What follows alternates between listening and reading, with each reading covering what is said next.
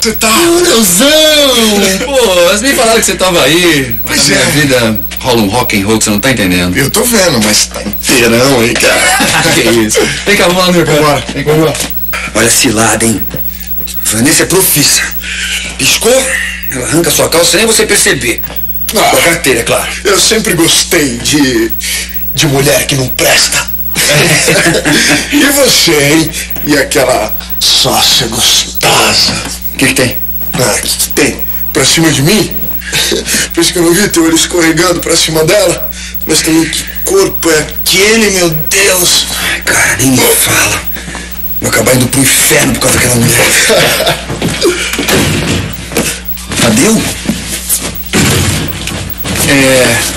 Onde é que você tava, cara? O pai ligou preocupado. Léo, esse é meu irmão.